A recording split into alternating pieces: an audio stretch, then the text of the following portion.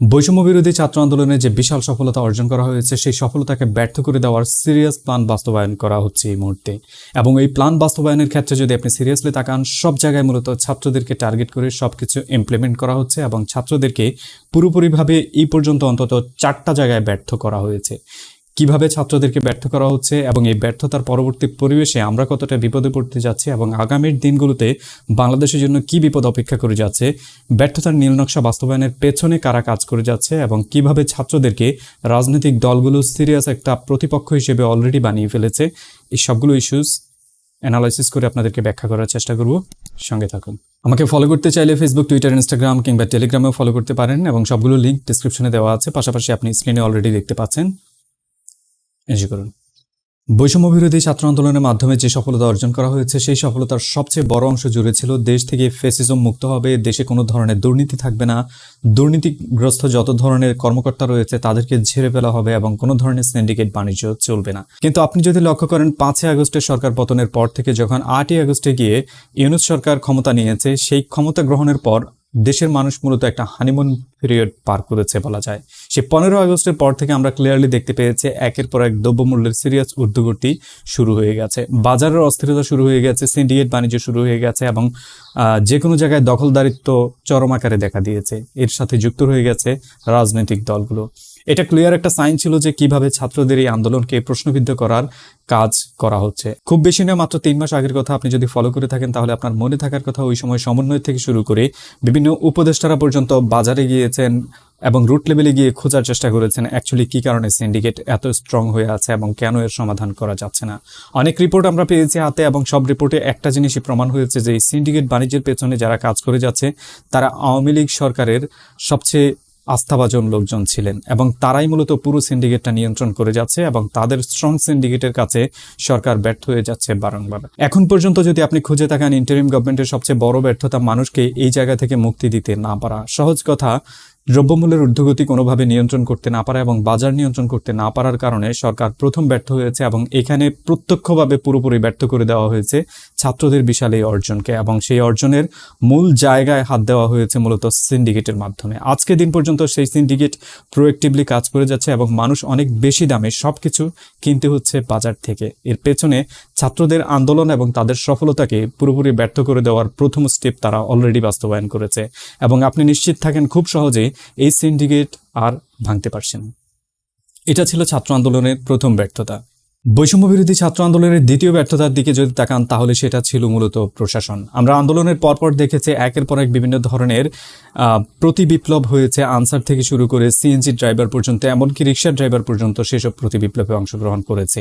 এর প্রত্যেকটার পেছনে মূলত সবচেয়ে বড় অংশে কাজ করে গেছে প্রশাসনের উচ্চপদস্থ কর্মকর্তাগুলো, যে উচ্চপদস্থ কর্মকর্তারা সরাসরি দুর্নীতির আখড়া তৈরি করেছে বাংলাদেশ সরকারের পুরো প্রতিটা পদে পদে। তথ্য বলছে গত 15 বছরের ব্যবধানে সরকারের উচ্চ পর্যায়ে প্রায় 80 to 90% উচ্চপদস্থ কর্মকর্তা আওয়ামী লীগ সরকার তার পছন্দ অনুযায়ী নিয়োগ দিয়েছে। এই তালিকায় রয়েছে এসপিডিসি সচিব থেকে শুরু করে আমলা কামলা কিংবা অন্যান্য যত ধরনের কর্মকর্তা রয়েছে, বিশেষ করে ফরেন ক্যাডারে যত ধরনের অ্যাম্বাসেডর রয়েছেন তারা সবাই, এবং তাদের পুরো সিন্ডিকেট একটা সিরিয়াস ধরনের কর্মযজ্ঞ চালিয়ে যাচ্ছে হাসিনা সরকারকে পুনরায় ক্ষমতায় নিয়ে আসার জন্য। যার একটা সিরিয়াস উদাহরণ আপনি অলরেডি দেখতে পেয়েছেন, সুইজারল্যান্ডে আসিফ নজরুলকে কিভাবে হেনস্থা করা হয়েছে এবং সেখানে আমাদের যে অ্যাম্বাসেডর ছিলেন তিনি পুরোপুরি নীরব ছিলেন এবং তার প্রশ্নবিদ্ধ অবস্থান এখনো ক্লিয়ার করা হয়নি।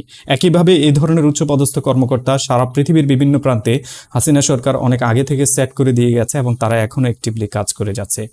এর বাইরে যদি আসেন, দেশের ভেতরে মন্ত্রণালয় থেকে শুরু করে প্রত্যেকটা প্রান্তে, এমনকি police, BGB, RAB, NSI, DGFI সব জায়গায় তারা একইভাবে কাজ করে যাচ্ছে এবং এই ধরনের মানুষগুলোকে ঝেড়ে ফেলতে না পারা দ্বিতীয় ব্যর্থতা বৈষম্য বিরোধী ছাত্র আন্দোলনের। ছাত্রদের যে ডিমান্ড ছিল দেশ থেকে দুর্নীতিমুক্ত করবে, সেই ডিমান্ডকে পুরোপুরিভাবে নস্যাৎ করে দেওয়া হয়েছে এবং সেটা এখনো অ্যাক্টিভলি কাজ করে যাচ্ছে। সেই দুর্নীতি চলমান রয়েছে, মানুষের ভোগান্তি রয়েছে, সিন্ডিকেট রয়েছে, সবকিছুকে ঠিক একইভাবে চালিয়ে নেওয়া হচ্ছে এবং ছাত্ররা এখানে আসলেই ব্যর্থ হয়েছে এবং এটা ছিল ছাত্রদের দ্বিতীয় ব্যর্থতা। বৈষম্য বিরোধী ছাত্র আন্দোলনের তৃতীয় ব্যর্থতার দিকে যদি তাকান, তবে সেটা ছিল চন্নুকে অপসারণ নিয়ে যে আন্দোলন করা হয়েছিল। 24 ঘন্টার আলটিমেটাম দেওয়ার পরেও হাসনাত শারজিস থেকে শুরু করে ছাত্র আন্দোলনের টপ লিডার যারা রয়েছিলেন তারা শেষ পর্যন্ত বেলুনের মতো চুপসে গেছেন।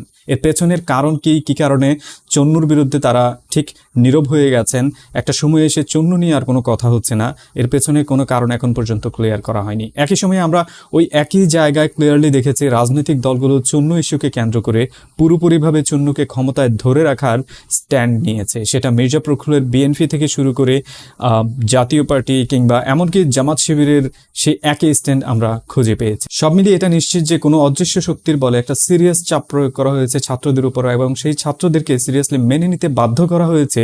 অবৈধ সরকারের নিয়োগপ্রাপ্ত রাষ্ট্রপতি চন্নুই হচ্ছে বর্তমান সরকারের রাষ্ট্রপতি এবং এটা কনস্টিটিউশনাল। আর এখানেই সবচেয়ে বড় প্রশ্ন আসে, যেই সংবিধানের বিরুদ্ধে গিয়ে ছাত্ররা আন্দোলন করেছে সেই সংবিধানকে গিলতে বাধ্য করা হচ্ছে বর্তমানে। আমার দৃষ্টিতে ক্লিয়ারলি এটা ছাত্রদের তৃতীয় ব্যর্থতা অভ্যুত্থান সফল করার পর, এবং একের পর এক এই তিনটা ব্যর্থতাকে যদি আপনি তাকান, এই তিনটা ব্যর্থতার প্রত্যেকটাই সাধারণ মানুষকে মারাত্মক আকারের জিম্মি করে রেখেছে এবং কষ্ট দিয়ে যাচ্ছে। চতুর্থ ব্যর্থতা হচ্ছে উপদেষ্টা নিয়োগে ছাত্রদের মতো স্টেক হোল্ডারদের সাথে কোনো ধরনের আলোচনা না করে উপদেষ্টা নিয়োগ দেওয়া। যদিও ছাত্রদেরই 3 জন প্রতিনিধি অলরেডি গভর্নমেন্টে রয়েছেন, তারপরও তারা কিছুই জানেন না। এটা ছিল ছাত্রদের গায়ে জুতো পেটা করার মতো সিরিয়াস আকারের একটা চপেটাঘাত করেছে ছাত্রদেরকে, এবং যেখানে এটা ক্লিয়ারলি প্রমাণ করে দেওয়া হয়েছে যে ছাত্ররা যত বড় আন্দোলনই করুক, যত বড় সফলতাই দেখাক না কেন, তাদেরকে আসলে সরকার সেভাবে গণ্য করছে না এই মুহূর্তে, এবং তাদের যে কোনো দাবি দেওয়া, তাদের যে কোনো কথাবার্তার মূল্যায়ন যে খুব সীমিত লেভেলের, সেটা অলরেডি প্রমাণ করে দেওয়া হয়েছে ফারুকী এবং বশিরকে উপদেষ্টা নিয়োগের মাধ্যমে। যে ফারুকী কমপ্লিটলি হচ্ছে আওয়ামী লীগের দোসর, বশির সরাসরি শিখ পরিবারের লোক, এবং এই দুইজন মানুষ ক্ষমতায় যাওয়ার পর তারা নিশ্চিতভাবেই আওয়ামী লীগ সরকারকে পুনর্বাসন করার সিরিয়াসলি কাজ করে যাবে, এমনভাবে করে যাবে যেটা ছাত্ররা কোনোদিন আন্দাজও করতে পারবে না। সম্ভবত ছাত্রদেরকে ব্যর্থ করে দেওয়ার জন্য শেষ যে পদক্ষেপ উপদেষ্টা নিয়োগের ক্ষেত্রে নেওয়া হয়েছে, সেটাতে ক্লিয়ার ইন্ডিকেশন দিয়ে দেওয়া হয়েছে যে আগামীর দিনগুলোতে এই ধরনের কোনো কাজ যখন করা হবে, ছাত্ররা যত বড় স্টেক হোল্ডার হোক তাদের ব্যাপারে আর কোনো ধরনের আলোচনা আর করা হবে না। আমার ধারণা ক্লিয়ারলি এটাই যে ছাত্রদেরকে পুরোপুরিভাবে ব্যর্থ প্রমাণ করে দেওয়ার সর্বোচ্চ প্রায় তারা অলরেডি ইমপ্লিমেন্ট করা হয়ে গেছে, এবং আগামীর দিনগুলোতে ছাত্রদেরকে সত্যিকার অর্থে মূল্যায়নই করবে না। মাত্র 3 মাসের ব্যবধানে বৈষম্য বিরোধী ছাত্র আন্দোলনের যে বিশাল সফলতা ছিল সেটাকে কিভাবে ব্যর্থতায় কনভার্ট করা হচ্ছে তার একটা সঠিক রূপ আপনি অলরেডি এই 4টা ব্যবধানে খুঁজে পেয়েছেন। যদি আপনি খুঁজে না পান তাহলে আমি বলবো আপনি সিরিয়াসলি কোনো ধরনের ডেটা অ্যানালাইসিস করেন না, আপনি বাস্তবতাকে অস্বীকার করে যাচ্ছেন যে কিভাবে কি ঘটে যাচ্ছে এবং কিভাবে ছাত্রদেরকে প্রতি মুহূর্তে প্রশ্নবিদ্ধ করা হচ্ছে সেটাকে আপনারা আসলে কোনোভাবে গোনায় নিচ্ছেন না। এভাবে ছাত্রদেরকে ব্যর্থ করে দেওয়া কিংবা তাদেরকে ব্যর্থতা গেলানোর যে অভ্যাস তৈরি করা হচ্ছে, তাতে আগামী দিনগুলোতে আমাদের কি বিপদ হতে পারে। মোরাল কনক্লুশন এটাই, একটা সময় গিয়ে ছাত্রদের জনপ্রিয়তা কমবে, ছাত্রদের কথার যে দাম রয়েছে জনগণ মানুষের কাছে সেটার জনপ্রিয়তা কমবে, এবং একটা সময় আপনি এমনভাবে খুঁজে পাবেন যে ছাত্রদের আন্দোলনের ডাকে 100 জন মানুষও রাস্তায় নামে না। কারণ হচ্ছে ছাত্ররা বারবার ব্যর্থ হচ্ছে, ছাত্ররা অধিকার আদায় করে নিতে পারছে না, এবং সেই জন্য এই ব্যর্থতার দায়ে মানুষ তাদেরকে বিশ্বাস করবে না, সাধারণ ছাত্ররাও তাদেরকে আর বিশ্বাস করবে না। তখন এই খোলা মাঠে গোল দেওয়ার চেষ্টা করবে মূলত বিএনপি, আওয়ামী লীগ, জাতীয় পার্টি, জামাত, সবাই।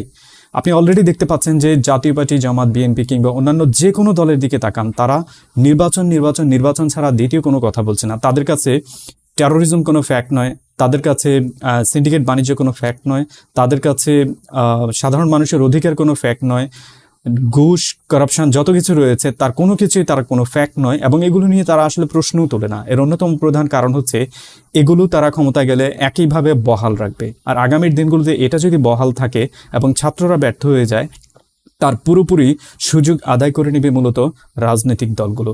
এবং আপনি নিশ্চিত থাকেন এই যে নির্বাচন করে গলা শুকিয়ে দিচ্ছে রাজনৈতিক দলগুলো, মির্জা ফখরুল সম্ভবত নির্বাচন ছাড়া দ্বিতীয় কোনো ওয়ার্ড উচ্চারণ করতে পারে না, নুরুল হক নুরুল নির্বাচনের বাইরে কোনো কথা বলে বলে আমার মনে হয় না।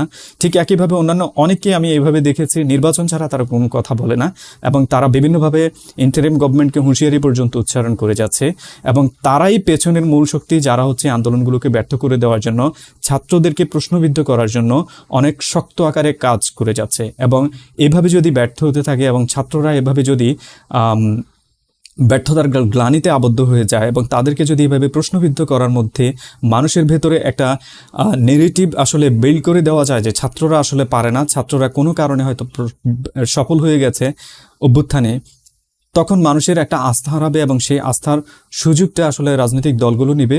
এতে করে পরবর্তীতে যে সরকারি ক্ষমতায় আসুক, একটা নির্বাচনের মাধ্যমে হয়তো তারা ক্ষমতায় আসবে, তারা গিয়ে নতুন করে আরেকটা ফেসিস্ট হিসেবে দাঁড়াবে। সেটা বিএনপি ফেসিস্ট হতে পারে, বিএনপি লীগ হতে পারে, জামাত লীগ হতে পারে, কিংবা জাতীয় পার্টির লীগ হতে পারে, অথবা আওয়ামী লীগ নিজে হতে পারে।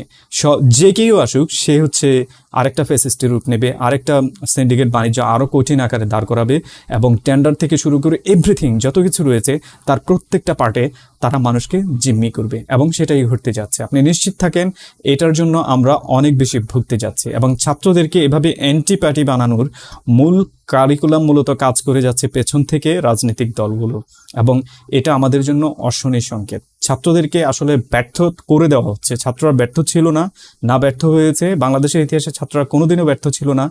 যে কোনো আন্দোলনের দিকে তাকান, 52, 69, 71, 80 কিংবা 24, প্রত্যেকটা আন্দোলনে ছাত্ররাই সফল ছিল এবং ছাত্রদের সফলতার কাঁধে ভর করে প্রত্যেকটা রাজনৈতিক দল কিন্তু চলেছে এবং সেই ছাত্রদেরকে আরও একবার ব্যর্থ প্রমাণ করে দেওয়ার চেষ্টা করা হচ্ছে এবং তাদের ঘাড়ে চেপে ক্ষমতায় গিয়ে তাদেরকেই নির্যাতনের শিকার করবে, এটা নিশ্চিত থাকেন। এবং ছাত্রদেরও সময় এখন সাবধান হয়ে যাওয়ার। একইভাবে প্রশাসনে যারা রয়েছেন তাদের এটা বোঝা উচিত যে আগামীর দিনগুলোতে যদি একই ধরনের কোনো অভ্যুত্থান হয় বা একই ধরনের আন্দোলনে ছাত্রদেরকে নামতে হয় রাস্তায়, তবে এটা সিরিয়াস আকারের ম্যাচ আকার হবে, কারণ ছাত্ররা কোনোদিন এই ব্যর্থতা মেনে নেবে না। ভিডিওটি সম্পর্কে আপনার মূল্যবান মতামত জানান এবং এটা নিয়ে আমাদের কতটা সাবধান থাকা উচিত, আপনার যত কমেন্টস আছে সবগুলো আমার কাছে লিখে পাঠান এবং আপনার এই ধরনের অ্যানালাইসিস যদি আপনার পছন্দ হয় আমাকে সাজেস্ট করেন কোনটা নিয়ে আপনাদের সাথে কথা বলা উচিত। আমি চেষ্টা করবো এটা নিয়ে আপনাদেরকে ডিটেলস দেওয়ার জন্য। করুন। আল্লাহ হাফেজ।